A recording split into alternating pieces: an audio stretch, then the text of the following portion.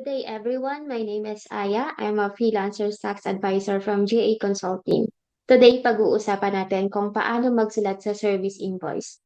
Bago yon, recap muna tayo.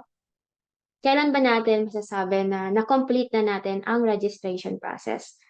Dapat meron tayong official document tulad ng COR, Certificate of Registration, manual books or yung books of account, service invoice with ATP, yung permit po ng resibo natin, and BIR notice to issue invoices. Kung mapapansin nyo, may mga taxpayer na yung type ng invoice nila ay cash invoice, charge invoice, sales invoice, and service invoice. So, invoice pa rin naman yon. Depende na lang talaga sa nature ng transaction.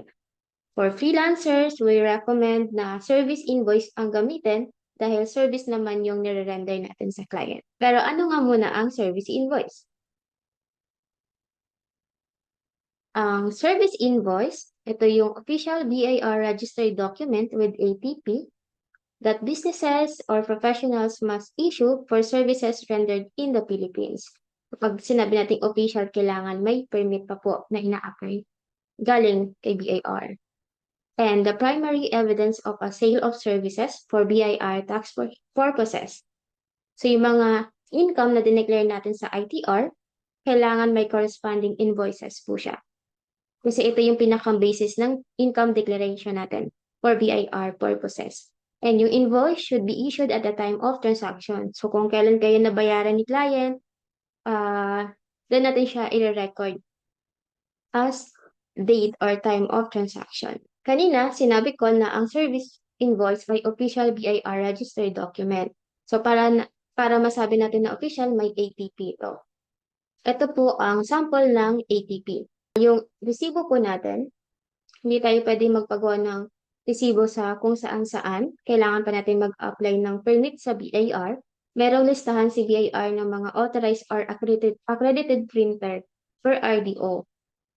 So, dito sa ATP natin, makikita natin yung permit na resibo natin, kung date, kung kailan siya na-approve ni BIR, yung taxpayer details natin, and then sino yung authorized or accredited printer ni BIR na gumawa ng resibo natin, ano yung type ng resibo na pinagawa natin. So, in this example, service invoice siya. Type is non-VAT kasi below 3 million yung estimated income natin in a year. And yung manner is bound. Pag sinabing bound, dapat yung duplicate copy is naka-attach pa rin dun sa booklet. Yung booklet natin is 10 booklets. Minimum yon per accredited printer.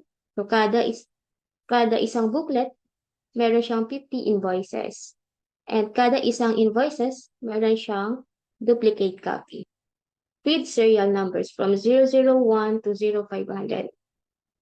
At yung ATP natin, after magawa yung resibo, kailangan pa natin siyang ipa-receive sa BIR office kasama ng ibang attachment galing sa accredited printer ni BIR. So, may stamp as received dapat yan ng BIR officer. Ito naman yung sample ng service invoice natin. So, isa-isahin natin yung content ng receive. So, dito makikita natin yung taxpayer details.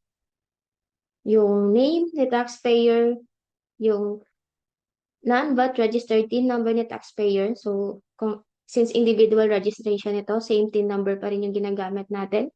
And then yung address ni taxpayer. Kung ang registration nyo po ay may DTI, so yung brand name yung ilalagay po dito sa resibo. And then, yung serial number ng resibo natin, date kung kailan nyo po siya na-issued, and then, cash sales and charge sales na pagpipilian ng type ng sales, yung information ni client, sold to, registered name, TIN, and business address ni client. Then, yung nature ng services, ano yung services na provide niyo sa client. Quantity is 1. Unit price is magkano yung amount na na-receive mo. And then, yung amount na na-receive nyo. So, quantity times unit price is yung amount na na-receive mo. So, total nyo lang, yun yung lalabas na total sales, less yung mga discount kung meron man. So, ang sample ng mga discount is senior citizen, PWD. And then, withholding tax kung nag-provide kayo ng service sa local client nyo na nagbabawas pa sila ng withholding tax. So, dapat may 2307 yan. So, i-indicate nyo rin po dito. And yung total amount due. Receive the amount of numbers po yan. Magkano yung amount na na-receive mo in numbers. Then, sign nyo po siya dito. And then, dito makikita yung permit natin. Resibo natin. So, 10 booklets yung pinagawa natin. Kada isang booklet may 50 invoices and duplicate copy. And yung serial number, permit na resibo natin, and kung kailan na-issued yung permit na resibo natin. And then yung document is not valid for claim of import tax kasi wala tayong VAT sa resibo natin dahil non-VAT yung registration natin. And then yung details dito, kapag may information kayo, nagbawas kayo ng senior citizen discount or PWD discount, kailangan i-indicate dito yung number, ID number, like senior citizen ID number and signature ng senior citizen. So, for freelancers naman, hindi naman yan madalas nag-a-apply. Yan, for example, naka-receive na kayo ng payment from your client. So, magsusulat na tayo sa service invoice. And then, sa pagsusulat ng service invoice, let's say, binayaran kayo ng client sa service nyo na 30,000. So, lalagay nyo lang dito yung date kung kailan nyo na-receive yung payment. And then, cash sales, yung gagamitin natin. Kasi babayaran tayo ni client after ma-render yung service. Charge sales kapag babayaran tayo with terms, like after 30 days kayo babayaran or after 15 days. So, i-record na rin natin siya as sales. Then, yung information ni client, yung sold to and registered name, name po yan ni client. Yung TIN number ni client. So, madalas ang tanong dito, paano kung hindi mag-provide ng TIN number or tax ID yung client nyo, okay lang i-leave as blank po yun. As long as yung name and address ni client is provided. And then yung business address ng client. Next is yung nature ng services. Ano ba yung service na render nyo po sa client? For example, kung gusto nyo maging specific, virtual assistant services for the month of January and quantity is 1. So, in this example, 30,000 yung na-receive niya. Total amount, 30,000. Total sales, 30,000. Walang discount and withholding tax. Total amount due is 30,000. And then, receive the amount of 30,000, then sign po. So, yan. Ganun lang siya kasimple. And yung white copy, copy po yan ni client. Yung duplicate copy maiiwan sa booklet. Next is, paano naman kapag may BIR 2307. So, nag-provide kayo ng service sa local client yun and nagbawas sila ng tax. So, process pa rin.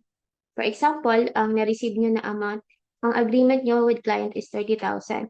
Nagbawas sila ng 5% na withholding tax. So, same process pa din. Date kung kailan nyo na-receive, cash sales, information ng client, nature ng services, service fee, quantity is 1, 30,000, amount 30,000. So, gross pa rin yung ilalagay natin dito kasi pag nag-report tayo kay BIR ng income natin, gross pa din siya. So, i-breakdown lang natin siya dito, plus yung discount and withholding tax, yung 1,500 na withholding tax, based dun sa 2307 na na-receive nyo, and yung amount due, which is ito talaga yung pumasok sa bank account nyo. 28,500. So, received amount of 28,500 and sign mo lang. Reminders muna tayo. Yung BIR registered service invoice natin is wala po siyang expiration date. And kailangan pa rin natin siya magamit until yung serial numbers is maubos.